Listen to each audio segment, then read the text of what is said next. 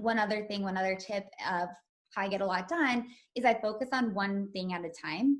So it looks like I'm doing everything, but really in that moment, or even like during those 3 weeks, all I focus on is this.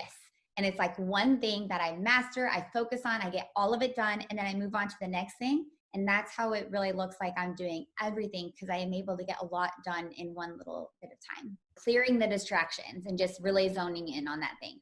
And what also helps me with that too is not being in my inbox.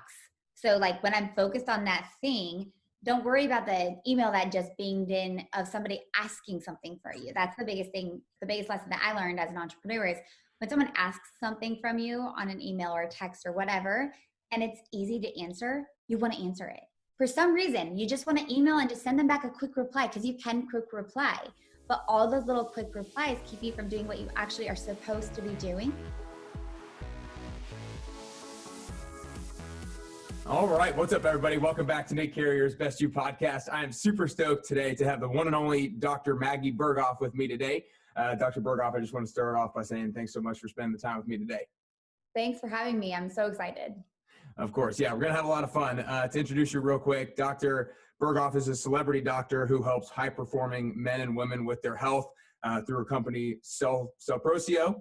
She also trains health professionals in building and marketing their own businesses. We were just talking about how you have an awesome mastermind getting ready to start with a group of business owners. But to kind of give everybody a little bit more context on kind of you and your journey and your story with health, I learned that back when you were young, kind of around 8 years old, you experienced your mom having colon cancer, and that kind of sparked maybe your interest in health. And then you went to Vandy for undergrad and graduate school, and then you studied at the Institute for Functional Medicine. And then in college, you thought you were super healthy. You were always somebody who kind of worked out a decent amount and all that kind of stuff. But then you started feeling bloated, fatigued, have a little weight gain.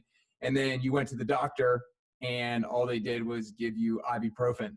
And then you were like, okay, what the heck? And I feel like that was kind of one of the biggest things that really sparked your journey into kind of functional medicine. And so kind of moving on from there, after you went to the doctor that gave you ibuprofen, kind of what was the next step for you in regards to like figuring out what was wrong with you? Yeah, well, so that was like the very first thing of when I just started swelling out of nowhere, which is so weird. I thought I was having a DVT, deep vein thrombosis, because at the time I was on birth control, and that's a symptom of that, or a side effect of that. And I didn't. So they're like, oh, take this ibuprofen, it's going to help with the swelling. Well, it did, but then it came back and came back and came back, and it just kept coming back. And then eventually it wasn't just my legs swelling, it was my whole body would blow up after, like, it seemed like it was tied to food. I would just be eating anything and I could feel my body kind of tightening up, and I would get bloated. And I would go to the doctor, and every time they just said, everything looks normal, because on my lab papers, like the lab work that they would draw, it was quote normal, but I was standing there frustrated because I definitely knew that this was not normal for my body. And I'm having all of these symptoms, trying to explain to them that something's going on. And then finally it actually got so like, they waited so long because they wouldn't listen to me that something was going on, because it didn't fall in line with their abnormal values, that finally the stuff did show up on the lab work. And I had like this horrible, my kidney started shutting down. I had severe immunodeficiency. They diagnosed me with PCOS, POTS, Hashimoto's disease, like all of this crazy stuff. And I even had a mini stroke.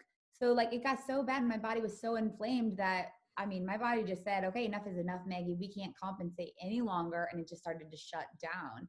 And that's what led me to like dive so strongly into functional medicine, because the model I was trained in did not help me. I wasn't trained in a very traditional medical model, and I was seeing conventional medical practitioners. And it's just, I fell through the cracks because on their papers, they couldn't figure out what was going on until it was then too late. But even when they knew what was going on, like, oh, you have Hashimoto's disease and PCOS, there were no answers of, okay, well, how to fix that? Because just 3 months ago, I didn't have these things and I felt very healthy. So like, how do we even fix that? When their answer was just, they told me I'm going to be on IV therapy the rest of my life. And I'm going to need to take these medications the rest of my life because I have an autoimmune disease. And that's why I'm a very stubborn person. So luckily I didn't accept that as an answer. And I sought to find my own answers through functional medicine. Good for you. That's awesome. That's definitely taking ownership of the situation. I can like sense your frustration still from the situation and you recounting the story, I'm sure. So when you started to kind of do your really diving deeper into it, what were some of the first few habits or first few things that you had to start changing? Yeah, well, mine was definitely food. And it wasn't just like, oh, go gluten free, because I was reacting to things. I mean, I would eat a bowl of steamed broccoli and inflame. It was Nice. just anything kind of, because my gut lining was so out of balance that it was very hard for me to digest basically a lot of different kinds of foods. And so it was really looking at food in a different perspective as far as what I was eating, what was inflaming me, but then also simplifying it. See, I was used to, on the outside, I looked very, very healthy and fit before this stuff happened, because I was I was a workout crazy person. I loved working out. I still do. Loved working out, loved following nutrition plans, but really I was actually restricting nutrition. So I was cutting out entire food groups. I was following you know, um, weight loss type of diet plans with my workout plans. And I was severely nutrient deficient because I was trying not to eat carbs and fats and that kind of stuff. And so it was really stopping that restriction. And instead of thinking, what do I need to take away from my diet, like those food groups, I kept thinking, what do I need to add? Because I knew that I needed nutrients. I was nutrient deficient. My body was breaking down. My body needed energy and antioxidants to fight this. And so I kept thinking every day, I would say this mantra to myself: I eat to nourish my body. I eat to nourish my body. And I would just think, instead of making that smoothie, I used to think, okay, I need to make this smoothie with protein and no carbs and no fat and no calories. It's, that's it.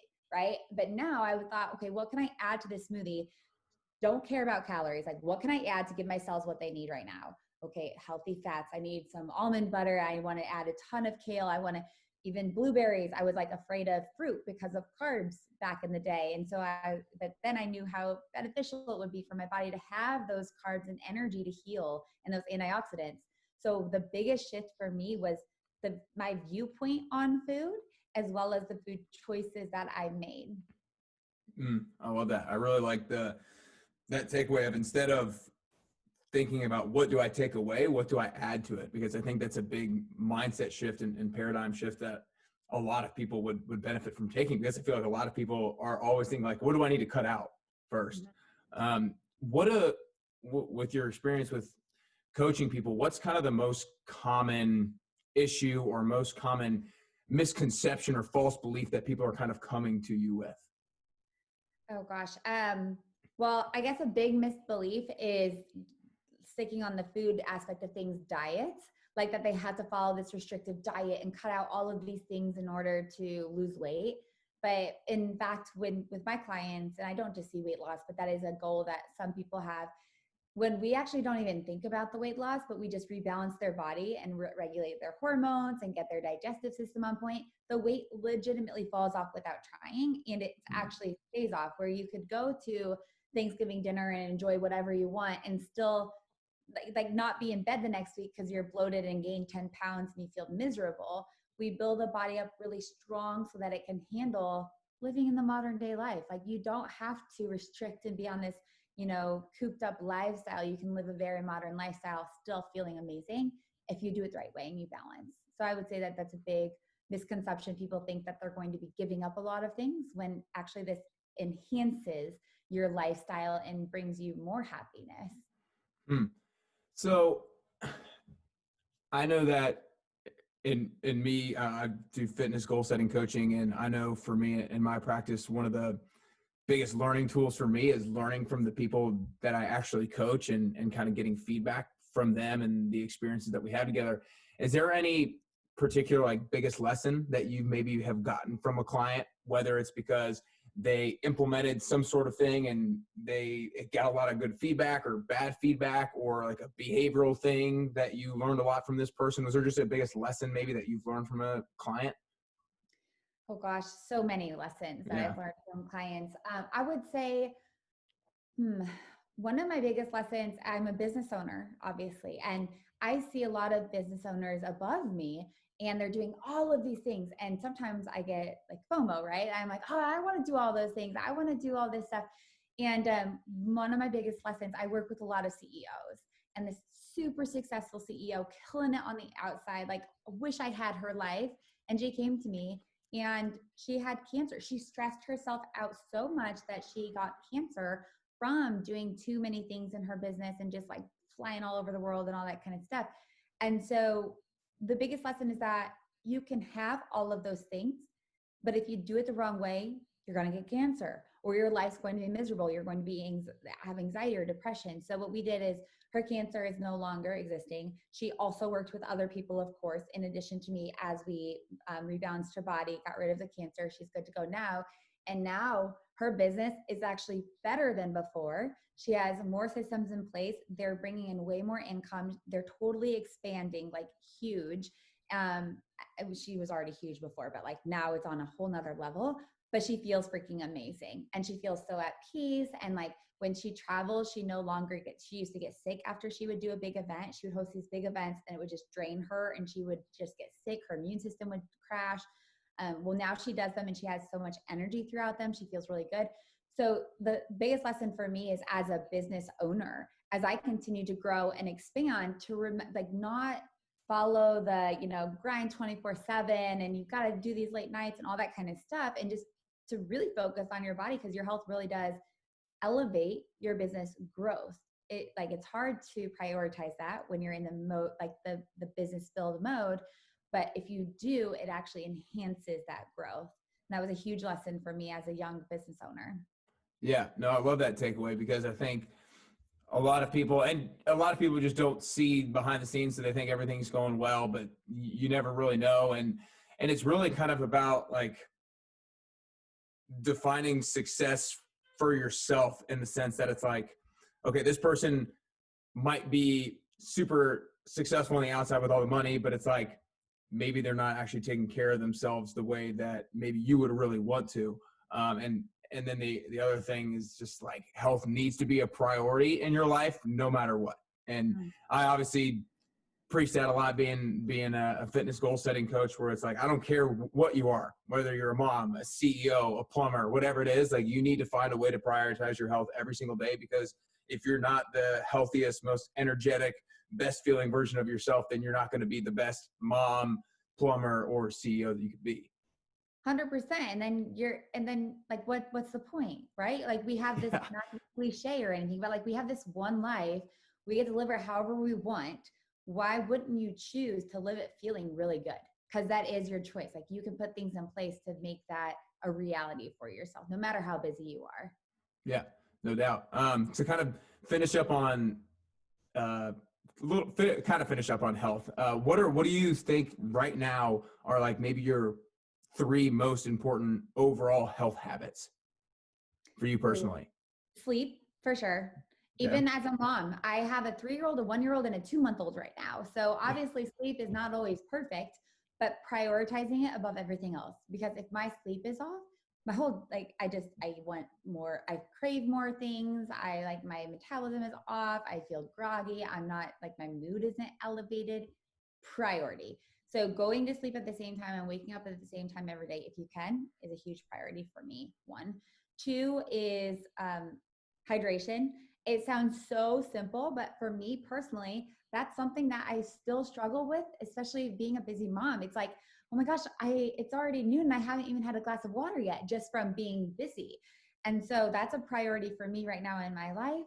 And then the third thing I would say is just to continue nourishing. I have the best diet right now. Like, I feel truly amazing each day. And it's because of what I nourish my body with through food. I truly eat to feel energy and to feel really good. When people ask me, Maggie, why don't you eat this? I don't eat a lot of like grains or gluten, just because the body inflames to them. And they're like, Maggie, why don't you eat that? Or like, don't you ever really want something like that? And I'm like, no, because I really love feeling awesome. And I know that and I'm glad that I'm at a place now where I confidently know that those things do not make me feel awesome. So I have them here and there, but it's not a staple of my diet anymore. And I don't want it to be. So those are like the three big things that I focus on. I love it. I love it. Great three things. Well, to kind of transition off of what you were just kind of talking about, how you have two boys and a girl and a 2-month-old, you said? Yep. That's awesome. Congrats. And you have two businesses. I know you also like to travel a lot. You're on phone calls a lot. You're creating mastermind courses. You got a lot going on, right? So, and I know that one of your biggest things is like you want to design your life and career in a way that makes most sense for you, and you have control over spending your time how you want to spend it. And so I'm going to actually target this specific towards the sleep thing, because I know so many people struggle with sleep. How do you practically, obviously it's probably not perfect every single day, but how do you practically maximize the likelihood that you get to bed at the same time every single day and wake up at the same time every single day with all that you have going on? I'm crazy organized. So I'm very efficient and organized with my time. And I do a lot of things in business and personal life and mom life, but I'm strategic with my time. So as best as I can, I try to theme my days, which is the best process for me. So I have all calls on one day. I'll do like all writing day on another day, where I know I work best at a coffee shop when I write instead of in my office. So I'll put myself in an environment to make sure that I'm being efficient, and I'm setting myself up for success there. And so I theme days. Maybe one day is a video day where I just batch a bunch of video content that's going to last me for months. And so I'm very, very efficient with my time. And then it's a priority. It's a non-negotiable for me to prioritize my health, because I know that you're going to crash. That's why I work with high performing men and women, because that's how I identify with. If I'm not careful, I know myself, I'm very I go so fast. And if I'm not careful, I could work, 24 hours a day, right? I could do those things, but I'm very careful about it and I prioritize. So that's how I get a lot of things done. One other tip of how I get a lot done is I focus on one thing at a time. So it looks like I'm doing everything, but really in that moment, or even during those 3 weeks, all I focus on is this. And it's one thing that I master, I focus on, I get all of it done, and then I move on to the next thing. And that's how it really looks like I'm doing everything, because I am able to get a lot done in one little bit of time. Yeah, I like that a lot. And I feel a very similar way. And what helps me focus on one thing at a time, I don't know if you're the same way, but I'm very intentional about planning out my day. I have a whiteboard for my week. I have a journal for every single day. And if I know that I'm going to get to something at 2:00, and that's when I'm supposed to do something, and it's 12:00, then it's I don't need to think about that thing right now, because I know I'm going to do it at 2. And because I've planned it out like that, it helps me to focus on one thing at a time. Exactly. Clearing the distractions and just really zoning in on that thing. And what also helps me with that too is not being in my inbox. So when I'm focused on that thing, don't worry about the email that just binged in of somebody asking something for you. That's the biggest thing. For the biggest lesson that I learned as an entrepreneur is when someone asks something from you on an email or a text or whatever, and it's easy to answer, you want to answer it. For some reason, you just want to email and just send them back a quick reply, because you can quick reply. But all those little quick replies keep you from doing what you actually are supposed to be doing. And so I've really, really been practicing, and I'm really good at it now, at ignoring those things until it's my 1 hour block to answer all of those things. And I go in, I answer them all, and I'm done. And it really has helped me. Yeah. Well, no doubt. Not only do the small emails and quick replies add up, but it takes your mind away from what you were doing. And it always takes a little bit of time for your mind to kind of get back into that zone that you were in before. Yeah. Or then you get hungry, or then the laundry needs changed over, or you get distracted. You're not in the zone anymore. Yeah, no doubt. So again, to kind of talk about designing your life and your career and your job in the way that you want, if somebody was I want to be able to design my life like that, I want to be able to kind of have control over my time and spend it how I want to, what are the first steps that I need to take in regards to designing it in that way, so that I can still have a good career, still make a good amount of money, but also like spend the time how I want to spend it? Yeah, I think the two things are thinking outside of the box. So you may need to get a little creative. Like, I'm a health practitioner. Most people work for the hospital. That's what I was trained to do at Vanderbilt. Like, they train you to go work for somebody else. And so it takes confidence of thinking outside of the box to create your own job. Like, one person just even a couple of weeks ago, she was like, "Oh, that's so lucky that you do that." And I'm like, "Well, yeah, because I created it. You can do it too. I just created a job that lines up with my dream life." So that's the first thing. And then believing in yourself that you can make it happen, because it is not easy to start your own job or to be the one that does something different or to be in the public eye if you're in the public eye. And so believing in yourself internally and taking care of your own needs above everything else is really going to help. Yeah. I love those two things.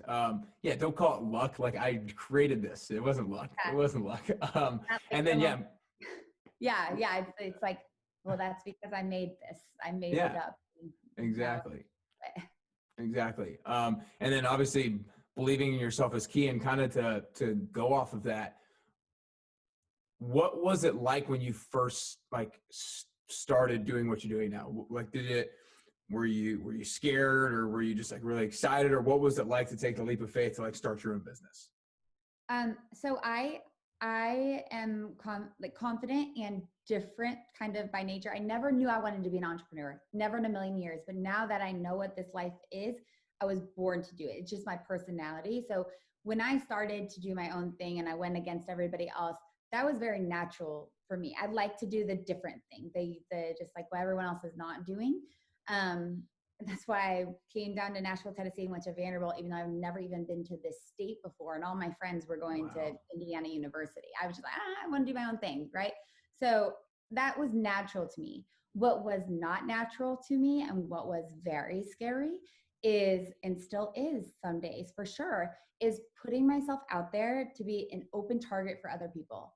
So I don't like when people don't like me or say mean things about me or like whatever it is. I mean, one time somebody even like shared a picture of me and my cute little kids and like wrote something really mean all over the front of it and put it on Facebook, right? Just because that's their thing. So that's the biggest thing, is when you're in this public eye and you're doing things like I do, and you're speaking on stage and you're on TV, on national television, saying things of your beliefs, and someone doesn't agree with those beliefs or even like agree with your face, right? Like they could be mean about anything. And so that's the biggest thing for me, and the biggest fear and the biggest limiting belief, and just imposter syndrome of other putting yourself out there for other people to attack me. And the internet is a big place. So that's the biggest thing that was scary for me at first. At first, it looked like being a little bit nervous about my colleagues, thinking like, wow, who is she to go from this conventional medicine? Oh, she's talking about like nutrition now. Like, this is so woo-woo. Like, that was my limiting belief. And now I don't care about that. But now I care about like the different things that are in my life now. There's always going to be things that, as you grow. Yeah. Well, so how have you been able to get better at working through that? Because obviously not everybody's in the public eye, but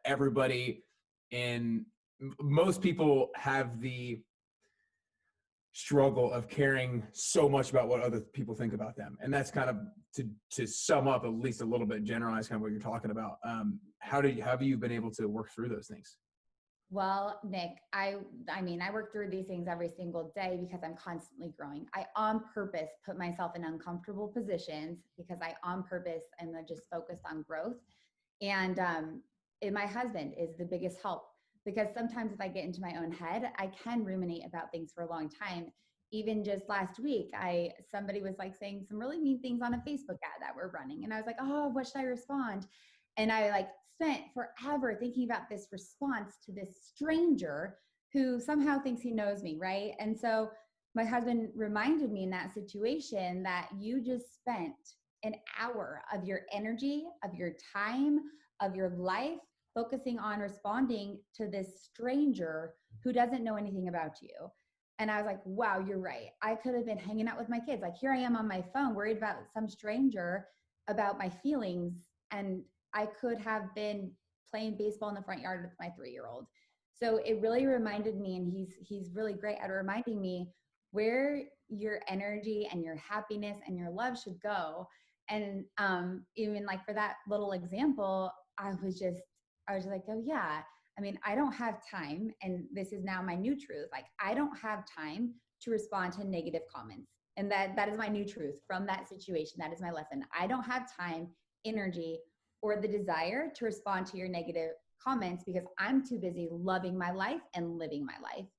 And that's one lesson that I just recently learned, and that I'm continually learning things like that. Yeah, no, I love that. I think that so many people only think about where they spend their time, but where you spend your energy is just as important, if not more important. Actually, somebody who I had on the podcast a while back is a lady who used to be a sports agent, but she just came out with a book probably a number of months back now. I haven't read it, but it's called My Energy Clock.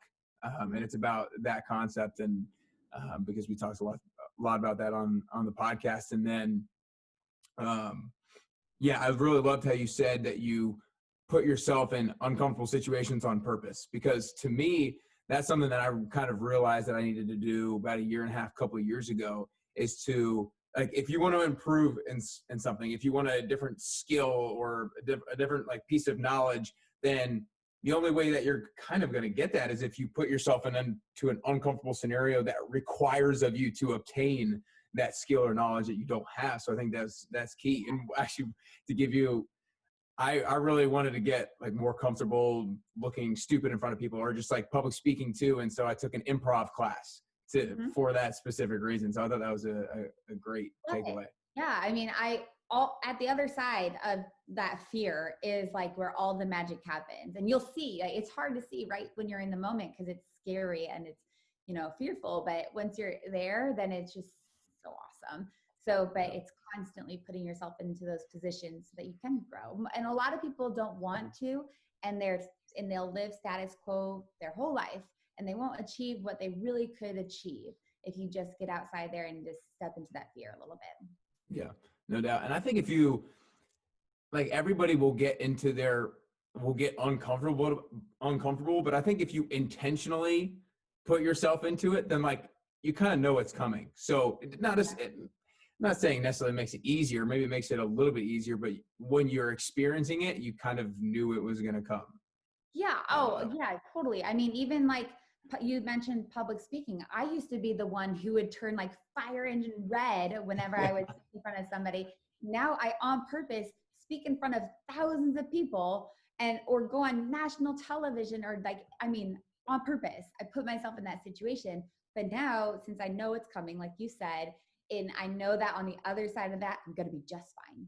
And then I can show up more with confidence. And I know how many people I'm able to help by doing that, by getting out of that zone. Mm-hmm. I love it. So this question is a little bit kind of a different theme. So is there a most important decision that you made earlier on in your life, whether it's a life decision or career decision, but is there a most important decision that you made in the past that you didn't realize the importance of or the significance of until later on in life? Oh gosh. I would say priority of family. I've always wanted a family, and I wanted children. I wanted to be a mom, but now that I'm a busy businesswoman as well, just remembering that is my priority. So act like it. So when my kids are home from school, that means I am their mom. Like, I am on as the mom, because my priority, my number one, is family and my children.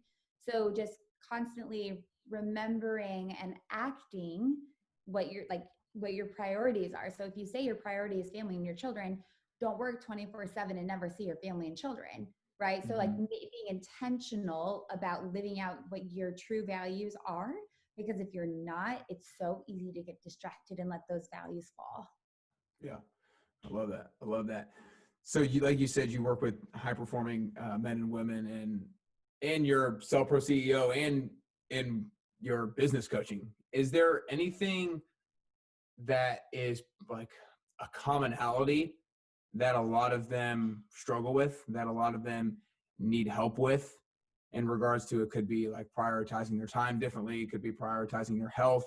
But because you work with so many high performers, is there something that just like a lot of them you feel are running into the same similar type of problem?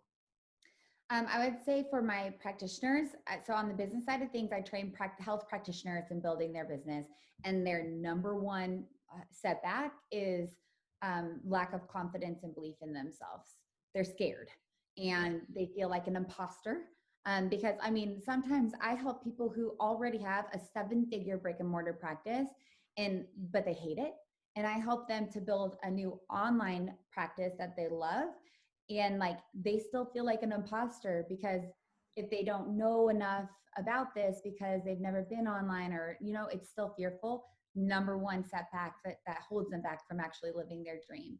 And with the health aspect, with my high performance health people, I would say the number one through line is just stress and going and going and going so fast that it's just this downward spiral, that if they would just like take 10 minutes even of their day to focus on themselves, then they can get themselves out of that spiral, and that they'll see that their life, their business, their career, their relationships will actually elevate if they just take that, like, just stop. It's hard to press the stop on that spiral because of all of the things that they are doing, and they want to, it's always a race. They always want to be the best of the best. I mean, we work with professional athletes, with entertainers, like it's a race, right? They feel as if they're not showing up every second and doing everything everybody else is doing, that they will fall behind. But when in reality, the people who are really doing the best of the best are prioritizing themselves above all else. And they are, so that they can sustain this, and so that they can get those extra percentage points or that extra deal, and show up the best for their career, for their performance, whatever it is that they're involved in.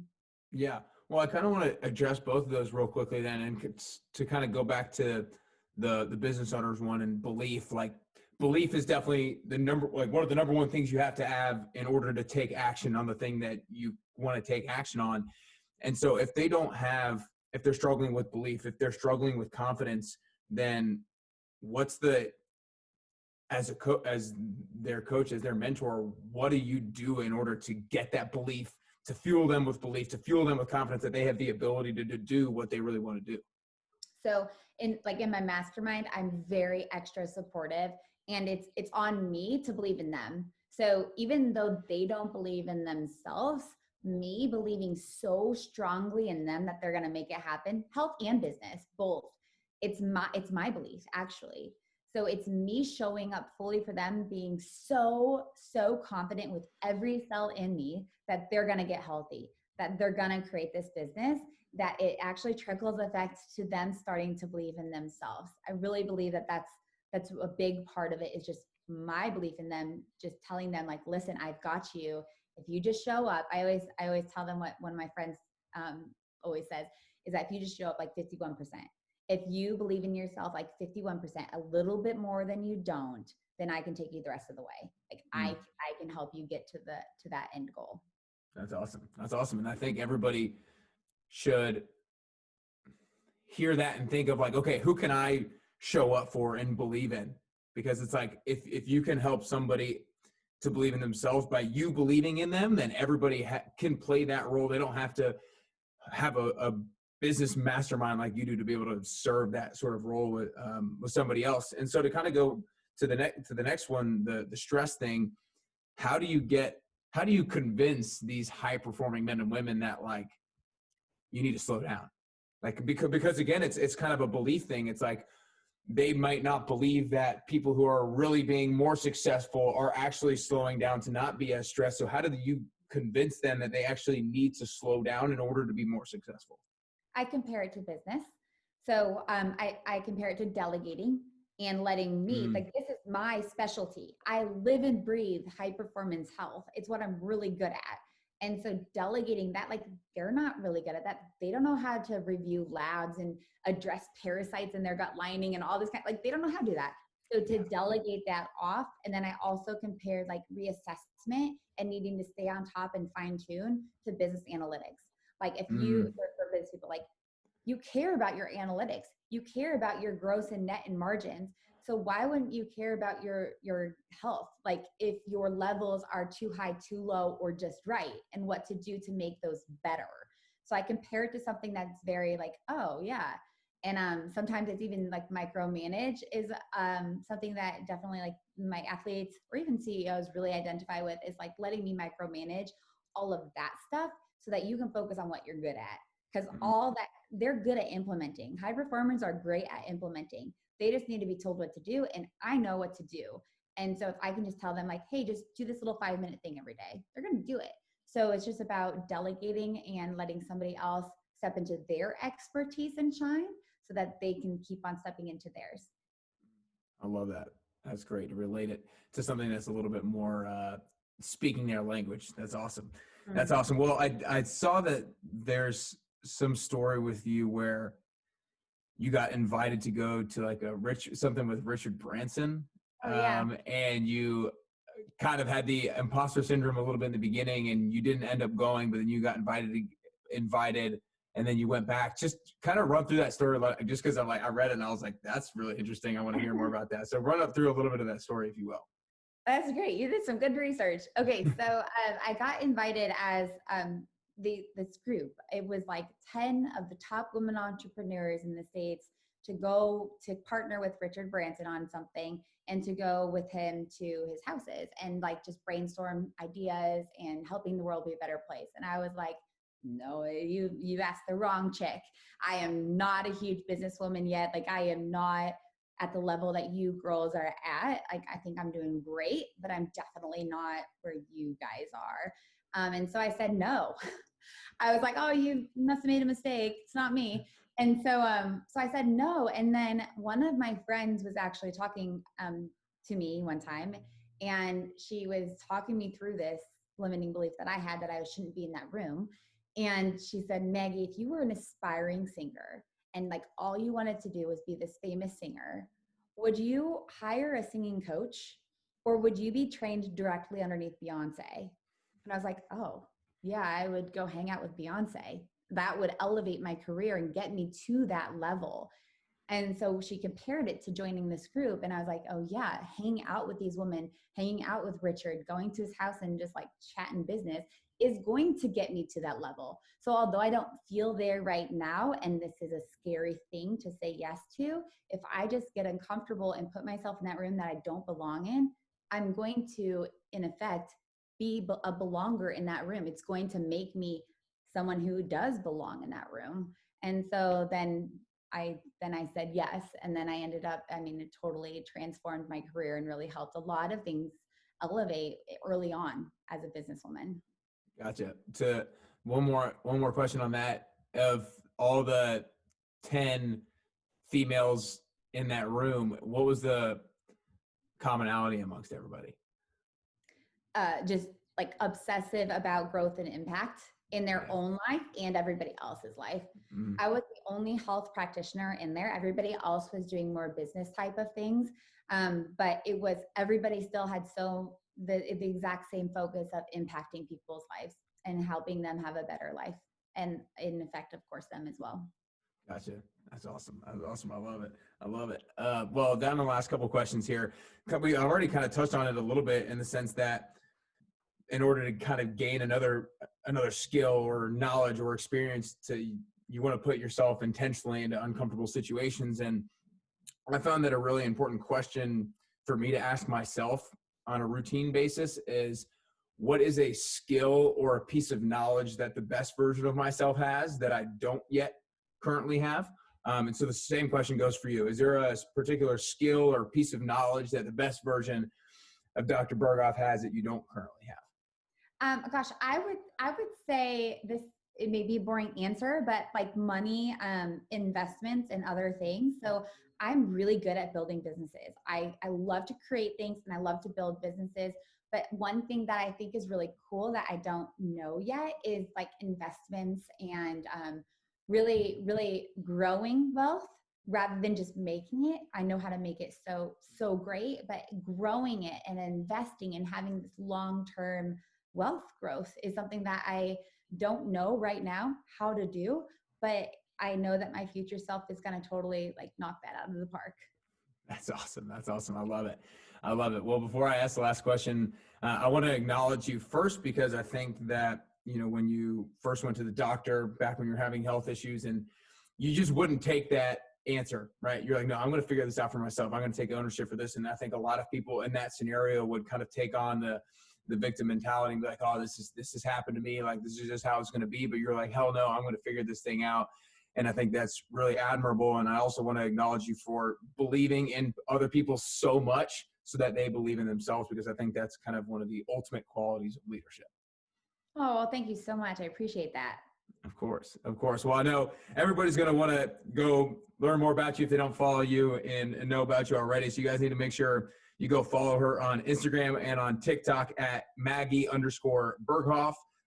Facebook, Maggie Berghoff, and then MaggieBerghoff.com and CellProCEO.com. And I also saw that you're coming out with a book sometime next year. Is there any kind of just like quick glance or tidbit that you can say about that? Yeah, it's a health book. So it's all about inflammation and immunity and how you can combat those things, combat the inflammation, boost your immunity so that you can really show up bigger in your life and feel better. Awesome. That's great. When do you think do you have like a release date or any kind of timeline yet? Yeah, I think that, I don't know how much I'm allowed to say. It's with a traditional publishing company. That's okay. In February, I think that we're on set to do pre-sale and release the book cover and show everybody. And then I think June, July is when you can actually purchase the book, like at Barnes and Noble. Awesome. Awesome. Well, I'll be on the lookout, and we'll definitely share that out, and definitely interested to get that myself as well. Well, last question here.